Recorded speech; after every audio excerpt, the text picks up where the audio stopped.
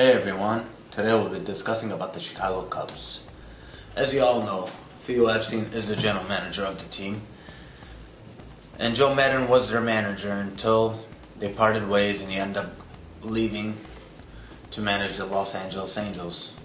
But Theo Epstein brought in a good guy from the Baseball Tonight channel and his good friend David Ross, which they have ties from back in the days when Theo Epstein was a general manager for the Boston Red Sox and when David Ross was a player for the Boston Red Sox.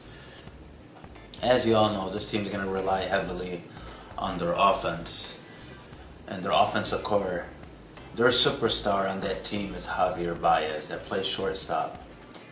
They signed newly free agent and Jason Kipnis to play second base. They have their other core that plays at third base, Chris Bryant. At first base they got is Anthony Rizzo. At catcher they got Wilson Contreras. In left field is Kyle Schwarber. In center field is Jason Hayward. In right field they signed as a free agent. He used to play for the Arizona Diamondbacks and Steven Ozuna Jr. As for the DH, with this year being a universal DH, I think Kyle Schwarber, now they'll move him in a perfect position to play DH, which Ian Happ now will play left field.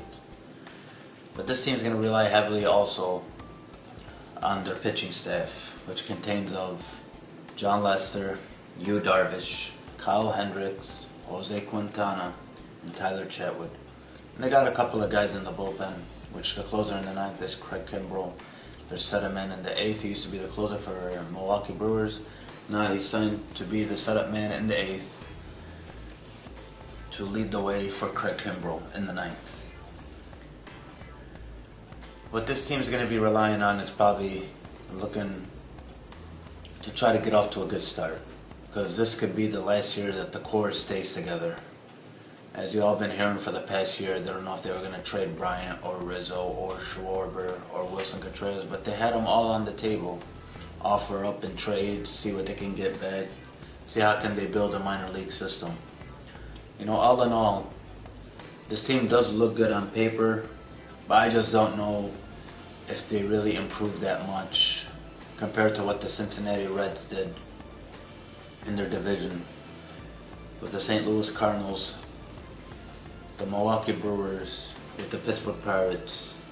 I mean, this team's goal, in my opinion, should try to win the NL Central, but because I don't think they did that much moves to help